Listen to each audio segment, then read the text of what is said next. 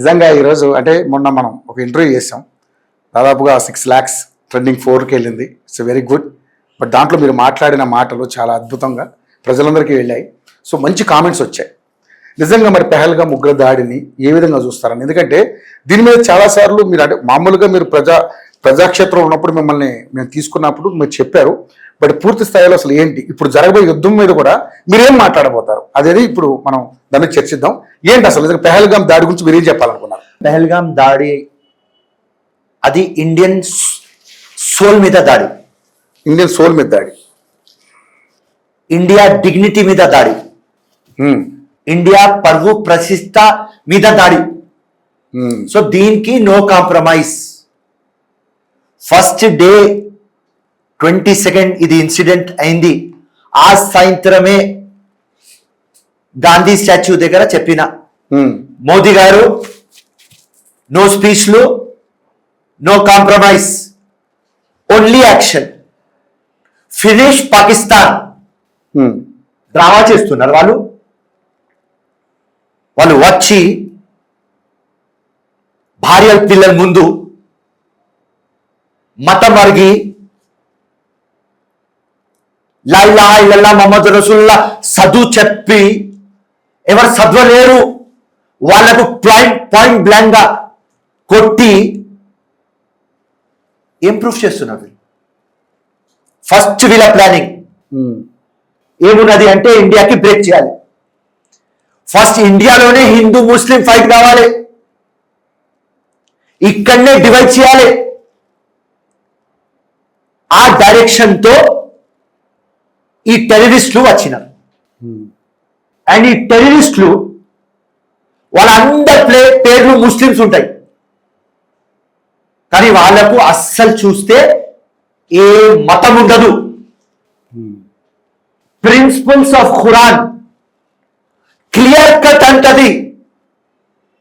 ఎవరైనా ఇన్నోసెంట్ కి నువ్వు సంపితే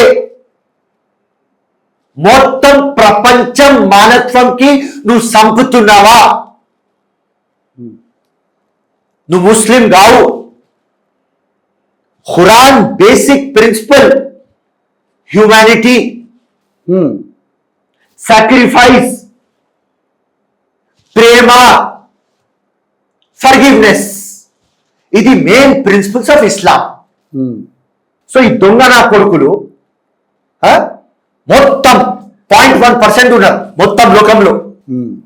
ఈ 0.1% లంగా పనులకు 99.9% ముస్లిమ్స్ మాలాగా peace loving, India loving, country loving, మానవత్వం లవింగ్, మేము అందరం బద్నాం అయిపోతున్నాం.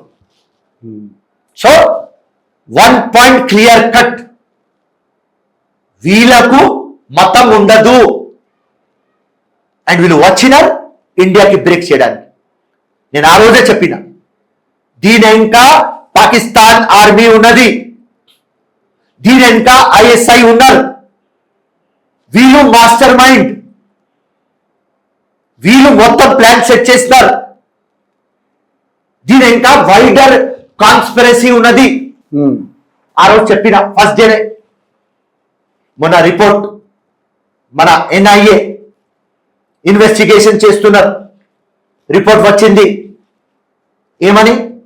ఎవరి దగ్గర శాటిలైట్ ఫోన్లు ఉన్నారు ఈ టెర్రరిస్ట్ దగ్గర 3 శాటిలైట్ ఫోన్స్, దానికి 2కి ట్రేస్ చేస్తున్నారు. అండ్ దాని తర్వాత 20 మంది దీనికి సపోర్ట్ చేస్తున్నారు.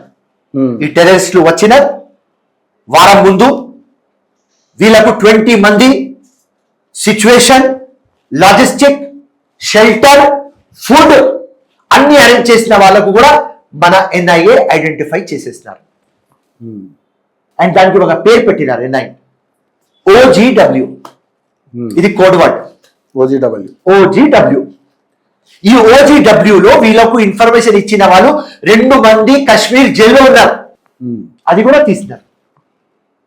ఎందుకంటే రేపటి దినం వార్ అయితే లోకం ముందు పాకిస్తాన్ చెప్తుంది మేం ఇంకా లేం, ఆ టెర్రరిస్టు చేసేస్తారు. ఏదో చెప్పేస్తారు.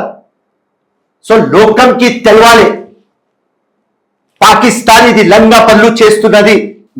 దానికోసం ఇప్పుడు దాకా వార్ కాలేదు. ఎన్ఐ రిపోర్ట్ వచ్చేసింది, కన్ఫర్మేషన్ వచ్చింది. పాకిస్తాన్ ఆర్మీ ఆ ఫస్ట్ డేనే చెప్పిన పాకిస్తాన్ ఆర్మీ జనరల్ వాడు ఆసిమ్ మునీర్ ఎంత అగేన్స్ మాట్లాడతారు అండ్ మొత్తం రెచ్చగొడతారు. అప్పుడే చెప్పిన పాకిస్తాన్ ఆర్మీ దీని వెనుక ఉన్నది.